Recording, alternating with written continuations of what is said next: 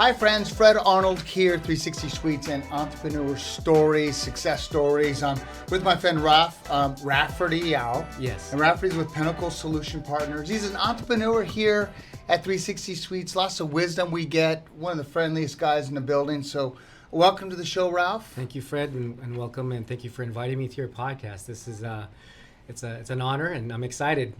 You know, I want you to impart some of the wisdom that you've learned over the years of helping people with insurance solutions. What message do you have that doesn't matter what company it's Pinnacle or other companies, right? Why is that product to have so important to the people that need it? First and foremost, when I speak to clients, I tell them whether you're either going to go with me or not. My goal is to give you the best education you're going to get when you sit down with me. So whether if you go with another agent, I want you to ask the same questions so you can formally make that decision correctly. What's important with our products? Again, what we do for our clients, I'm a licensed professional insurance agent, and what the products that we do offer to our clients is not just an ordinary regular policy. The old policies that we used to have is, who benefits from it? It's usually your family. You just pass away, money goes over there. What we offer has something called living benefits. Well, that's nice. If I live, right? If I stay healthy, right? Well, can I benefit from it? Exactly. That's what it is. Let's say you do, like most of the people we know, if they've probably gone through heart attack, stroke, or cancer, or people that we do know, what happens is they might actually beat it, but the thing that they can't beat are the bills, right? It's detrimental. It just wipes them out. With living benefits, it's a life insurance policy that you don't have to die to use. You can actually access those funds. You still need to pay the bills. You still need to pay the mortgage. You're in the real estate business, mm-hmm. right? What happens if this family just got a new house? The breadwinner gets sick. How do they pay for it? Well, some of them they can't. I used to be in the healthcare background with the agency. What did those families have to do? They had to unload their assets that they were planning to give to their kids, their grandchildren. Well, this way, you can access and activate that policy while you're still alive. Use it for your chemo, use it for your therapy, preserve those assets, preserve that, and save it for the next generation. What if you live a good, healthy, long life? Then can you tap any of it then if you're short on retirement funds? Yes, it acts like a supplemental income. Best case scenario, you don't get sick. Best case scenario, you don't die, which is even better, right? Yes. And what happens is that policy is an actual fixed indexed a policy, right? It's a whole life policy that's built in with the fixed indexes that we help you pick. That money in that policy grows. In the long run, you don't touch it, you don't use it, you're able to pull that out too, along with your Social Security. That's something extra, and you're able to pull that out tax-free. We'll show you how to pull that tax-free. My business partner in this is a CPA, so we try to really structure it and do everything under the tax code. It's interesting because you mentioned tax-free, and it's a concept that I truly believe in. In fact, one of the benefits of owning real estate is if you own a piece of real estate, commercial or residential, and you pay it off in 20 years. Like you pay every time you get rent, you pay it off. You get rent, you pay it down. You pay it down. Eventually, you're 60 years old, and you have this house free and clear. The one thing I loved about real estate is you could take cash against that property. Right. And the cash you take, you're borrowing it. Right. You put it in an investment account, and it's tax-free access to cash. Yeah. Versus pulling from your 401k, where if you pull from your 401k, it's income. Right. So it's a great way to access some of your cash that's income free at that time when you access it. These policies act very similar, don't they? They do. So a lot of our clients too, they diversify, right? They have some in cash, they have some in crypto, they have some in real estate. By the way, I don't think I have any crypto. They have some in crypto and they have some policies. It goes back and forth. So they'll pull some out of their money from their real estate property. They'll buy a big policy, and they're not going to use it because they know they're going to die. They use it to hedge and stick it inside there where it can grow. Then they can pull that money out. It grows, get another property. So they're basically, putting that money back and forth. They're using it as a leverage, as a tool. Yeah. When I tell people, especially business owners, they can use this policy as, oh, guess what? I need to get a policy because I need a hedge for some taxes that I'm about to pay. They use this as an expense. They open up a policy. It grows over there. They get to cover their main guys or themselves. And then when that policy, they need it for their business, guess what? They borrow against it, right? You don't get taxed on borrowing. So you borrow on your policy at a lower rate, better than the banks. Do you have to pay it back off? Not necessarily. You pay your monthly premiums, you're still paying it. But if you want to put it back, guess what? Now the money keeps growing again. So, yeah, I get that. And it's one way. I truly believe that long term, the government's going to continue to have to tax even retirees more and more. Yes. And because of that, this allows either real estate or a tax-free vehicle such as this to access. So you might have, let's say, $1 million in your 401k. Every 10 grand you pull out, and let's say you do that, it's taxable. And so they're going to tax that. But what if you could pull 5 or 6 from that and then pull some money from other assets you have that are tax-free? That's great that you said that. So besides the life insurance part, the IULs that we do fixed index annuities. People with 401k, they said, hey, I just retired. Where do I put this? Should I put it in real estate? Should I put it on, like, well, you could do a blend. Put some in real estate, or we could roll some of it over or all of it over to an index annuity. That there's no taxable event because you're just rolling over, like a 1031 exchange. This is just a rollover. Now you have access to that. As it grows, you can structure it where you can start drawing from it as you get old. And this there's a structure where you can guarantee pretty much payments till the day you die, right? So it's almost like a lottery. Yeah. You get money, so that's good to know you're not going to outlive your money. Well, unfortunately, we do have something called RMD. At the age of 73, your silent partner and your uncle named Sam. That they're asking you're required to pull out 4% of your retirement account, so because they want their money, right? So, and the way we structure it is, yes, you could pull out money and it will satisfy that 4%. So you could pull up to 10% without penalties, so you can satisfy Uncle Sam and still live your life onto your golden age. Yeah, love that. That. I want to switch over to something I think is important. That is being an entrepreneur. Sometimes being an entrepreneur can be lonely. It could be, you come and what you hunt or what you farm that grows is only way you can eat, right? So tell me a little bit of wisdom that other entrepreneurs, maybe that are not the same stage of life you are, you're just starting. What advice would you give them? You remember the playground? The playground, there's like a lot of other things to play on. Have you ever been on the monkey bars, right?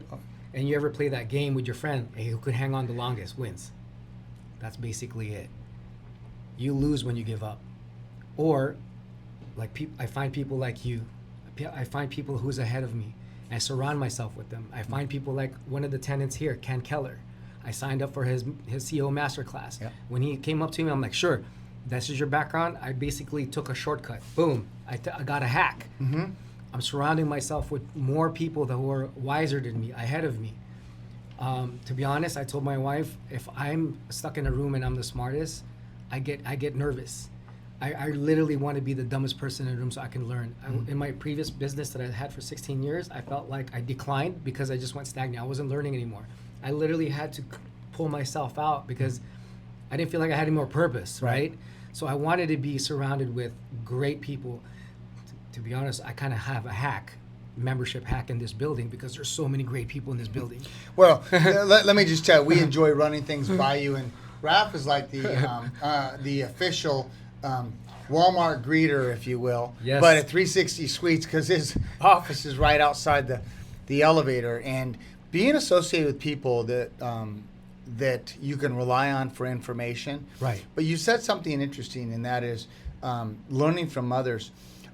Are you in the business 30 years but doing the same thing each year? So you're only in the business 1 year, right? You grow that first year and then you do the same thing. Yeah. Or are you in the business growing 30 times? And I think that's the sentiment you kind of have, is if you're constantly learning. And by the way, you're the smartest person in the room. If you're not the smartest person in the room, but you're learning from everybody else, you end up becoming one of the smarter persons in the room. It's law of attraction, right? It's like that old saying that our parents said, show me your friends and I'll show you, your success. Yeah. Right? So it's like, I really had to look in the mirror. I pull myself out with certain groups. Not like I'm ditching my old friends, but it's just I'll hang out with them. But for me, my wife even says, your standards are just too high. I go, it's not high, because there's somebody else higher than me. Oh, yeah. There's always somebody else higher than me. They're faster than me, smarter than me, stronger than me. But if I can just pace them a little bit longer, if I could just hang with them a little bit longer, again, on the monkey bars, if I could hang there, and it's painful. I just told my son when we're working out, he goes, Dad, it kind of hurts. I'll go, are you hurting it? Are you injured? He's like, but it just hurts. I'll go, it's called sore. Your soreness. I go, it's painful, right? He goes, yeah, don't worry, it's temporary. Because I said, son, you know what pain is? Pain is fear leaving your body. Mm-hmm. Pain is leaving your body. When that is gone, you're done. Mm-hmm. Same thing with entrepreneurship. Mm-hmm. You're gonna be in a hole. Believe me, Fred, there's sometimes when my door's closed, I'm sitting there, I'm like, oh my gosh, how am I gonna do this today? Yeah. Man, this client just turned me down. Or how am I gonna find the next client? I'm literally, for my agency, wanting to look for people to build basically like an Avenger team. Mm-hmm. I want to go out there and dominate. I'm looking for the Avenger agents, right? Mm-hmm. I'm looking for them. I don't need a lot, just like the 300. I just need just the right amount of people so we can go out there and, pretty much kick butt in our industry. Yeah. I love that. I love it. Success. What does success mean to you? Success. I've played that. I've refined it over and over again. I thought success was wearing the fancy watch, driving a nice car, almost like Ric Flair, from WWF. Like, woo! Ric Flair. Okay. Yeah, I thought it was that. I reference a lot of stuff from TV, but I thought that was the success, being put up on a pedestal. Everybody knew you. But as soon as I got the family, I got married, and success, I always ask my friend, do you know how a child spells love? And he goes, L-O-V-E. I go, no. A child spells love with T-I-M-E, time. It's how much time I'm getting to spend with them. Success for me is I can get up and go and pick up my kid. Mm-hmm. I could spend time with them. Oh, wait a sec. Selfishly. Yeah. I mean, if you're commuted into L.A. every day and you live out in Santa Clarita, you got to come 360 Suites, because that's the one thing we don't have. I was driving back, Raf, from lunch with a lawyer and a banker yesterday. I get together with at least once a month with a professional in our industry, or complementary industry, and it's 2:00 in the afternoon, and people are on the freeway jamming. They do that every day. Time is something we all have. Well, we all have different amounts, but it's measured the same. Right. But it's all. It's not forever. It's It's not. We only have so much of it. You can't buy more. No. Speaking going down to LA, I told my wife one time we were going down the 405. Everybody knows about the 405. And I said, it's the 405, It's the 405. I actually declined a pretty good offer to work in the West Side because it's going to be in the 405. So as I were driving in the afternoon to go just have lunch or whatnot, and I said, do me a favor, look around you and look at the people's faces. I go, what do you see? They're like, they look miserable. I go, they do this because every day going to work and every day going back. Some of them spend most of their lifetime here. Yeah. I go, that's not for me. Some people don't have a choice. You do have a choice. You just have to work on your work during the day from 9 to 5. Work harder from 5 to 9 on yourself. Yeah, that's it. You want to take it way out? Just got to work on yourself, or wake up earlier. Wake up earlier. The 5 a.m. club. Okay, so I can't. Yeah, the 5 a.m. club. You sent me that video, and I can't quite wake up at 5 a.m. I just something's wrong with my brain. 5:23 is when I wake up, but I don't hit the gym. 5:23, exactly like 5:23. 5:23, and I hit the gym at 6:00, and I'm a zombie for 10 minutes. I'm just dragging in there. But yeah, there's something to be said for that. And it comes to another topic that I want to ask you your opinion on, and that is being relentless.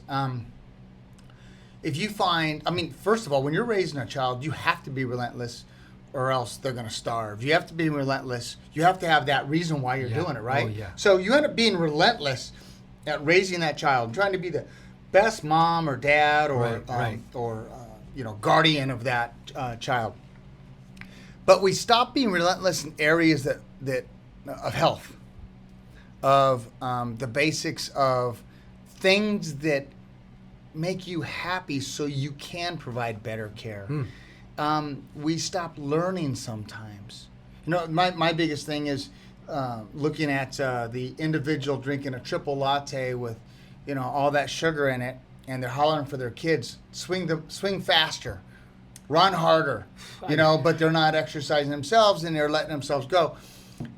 Tell me about, I love people that are relentless in everything they do. What does relentless mean to you? I got a 3-part section for that when you just told me about being relentless and how to be an entrepreneur. I'm going to sum it all in one thing. When I was starting my other businesses, especially in the healthcare business, that was tough. Starting it as an entrepreneur, I always look back and put myself in that movie, In the Pursuit of Happiness, with Will Smith and his son at the subway. Bum knocking on the door, he's holding his kid. Man, it hits me, a heartstring. And I said, that is never effing happening to me. So every time I don't want to walk in that door and the client, I don't want to walk into that gym and do that, I'm going to say, that bum's knocking on that door. You better get up. You better get up. You better make that call. And you better drive to that client. Right? Just do it. Just get in there. Almost like Nike. Just do it, right? Yeah. And when you're in there, the dopamine hits. Boom. Everything wakes up. I told my son too, I know it's going to suck, but believe me, after you're done, you're going to feel awesome. Yeah. The relentless, the consistency, and you can see I'm fit. The respect that you get, right? People will believe me because, like, look, man, his body's in shape. That's a discipline. He probably when you go to the gym. I go every morning. I'm a black belt jiu-jitsu practitioner. I taught class at 6 a.m. this morning. Boom, I finished that. Teach class, go home, take my kid. You just got to be relentless. Get your time going, your time blocks. Put in the work at the gym. Put in the work at the jiu-jitsu mat. Put in the work at the office. Yep. And then when you go home, put in the work with the family. Spend time with your family. That's how you stay relentless, and put yourself in a bad place. Not really physically, but where Will Smith in that movie, I swear, that's every single time I think about that, it keeps pushing me. I'm like, that's not going to happen to me. It becomes a greater thing, which is your why. Why are you on this earth, and what do you want to get accomplished while you're here? Yes. And health is one of them, and I keep preaching on that or discussing it with people because they're not in the most optimum health. Now, I know that I can have a heart attack anytime because I go 100 miles an hour. We could, any of us could. But I think it's so important that we're relentless with our fitness. I was speaking to a group recently, and I was saying, they were asking why, and I said, maybe I'm hopeful my kids catch me in the act of excellence. Oh, that's beautiful. That's beautiful. And that's a big enough why, other than my health. That's a huge why. Right. Other than I love this earth we live on. I love people. There's so many things that I just enjoy because my kids, I'm blessed, are now kind of on their own. When they fall, I'll pick them up. But if they need my encouragement, I'll be there. But they're moved on. Right. And so why do you do what you do every day? And if my kids catch me in the act of excellence, that might be worth everything. Anyhow, I thought I'd share that with you. That's I'm going to use that. And one thing I remember hearing from another mentor from a distance, and he says, imagine that you go to heaven, and there are things that you could have done, and then you go to heaven, you see who's that? St. Peter's, the one with the gates, right? With the gates, yes. He's the gatekeeper, and he goes, let me introduce you to somebody. And then you see the person over there, and you're like, wow, look, he's just amazing, he kicked butt. And he goes, yeah, he was the guy that you were supposed to be because you didn't do what you needed to do. Yeah. Oh, man, that got me. And I was like, oh, no. Yeah. When I go up there and I go see St. Peter, I'm like, how'd I do? How's my report card? I did good. Mm-hmm. And one of my whys is Fred, is I make sure I'm the best person, the best husband, the best dad for my kids. Mm-hmm. And I said to my wife, the biggest fear I have is going away too soon, that I haven't dropped the knowledge to my kids, guide them correctly. That's my biggest fear. Mm-hmm. One of my biggest fears is just I'm croaked out and like, what happened? I've never heard of that, croaked out. Okay, I understand those words. Yeah. But what's interesting is, and you and I were talking about this the other day, because your kids are at a formidable age, and sometimes your kids listen to you and sometimes they don't, right? Yeah. You and I were talking about it, and I go, sometimes I just got to let my kids fall and wait till they ask me for advice. Exactly. Because they tune out at a certain point, and that's when, I always have the saying, as soon as I realized my father had all the right answers, my kids realized I didn't have any. Mm-hmm. It's one of those things where, okay, maybe I just need to be an example. And so I love that. The last thing, and I'm going to mess up this saying, but it's don't let the fear of regret override the fear of going forward and making a mistake. Yeah. I'm probably messing that quote up a little bit, well, but we get the message. Don't let the fear of regret override your fear of failure. Is it similar to like if you think the weight of regret? If you think the weight of regret of not doing something or the weight of something of not doing it is heavy, wait till you get the price tag of or the weight of regret. Yeah.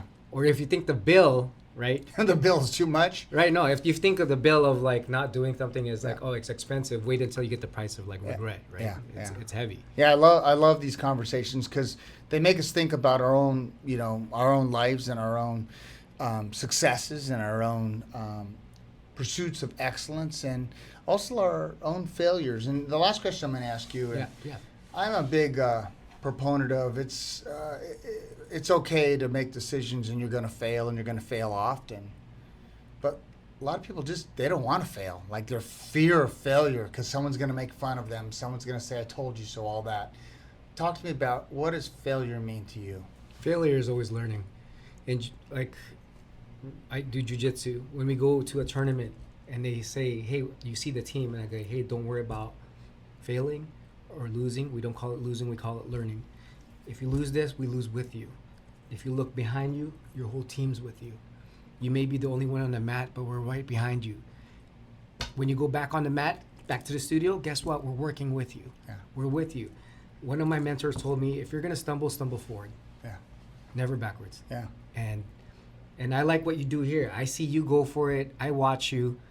You're in and out. You've built a great place. Thank you. And this place was a dream of mine also, right? I remember the first time I met you when I came here. I go, one of these days I want to own one of these buildings, and that's who I'm looking. Oh, after. you will. And I chase after that. When you said about experiencing greatness, and I'm chasing after greatness. I'm so happy and glad to be exposed to so many people like you. I'm not just like, oh, you're my landlord, I'm gonna blow smoke up your butt type of deal and kiss up to you. But thank you. It's one of those things. I even found old tapes of you doing interviews with other people, and I start mimicking that. I take pieces of that. I almost become like a chameleon to take everything in. And guess what? I'm just gonna put it back in my tool belt, like Batman, his utility belt. That's right. Putting all that. Yeah. Sometimes you're a Batman, sometimes you're a Robin, right? That's just the way it is. Zig Ziglar once said it, and we'll end it with that, and that is, if you help enough people accomplish their dreams and goals in life, you'll always achieve yours, Yeah. And that's what it's all about. Raf, how can those that want to get a hold of you reach you? You can reach me at LinkedIn, Rafferty Yao, Rafferty Yao, or Pinnacle Solution Partners at Instagram. And if you want to look me up on Instagram, it's my private account, RAFF_YAO. And you'll get to know the kind of guy he is. A great father, thank you. Role model, business person. And he is our greeter when you come to our events at 360 Suites. And if you want to know more about 360 Suites, just come into one of our locations or just text me at 818-612-5626. Rafferty, thank you very much. Thank you, sir. I appreciate it. This was amazing. Yep. Thanks so much. Until we talk again, make it a great day, and every day, be an example, and hope that others catch you in the act of excellence.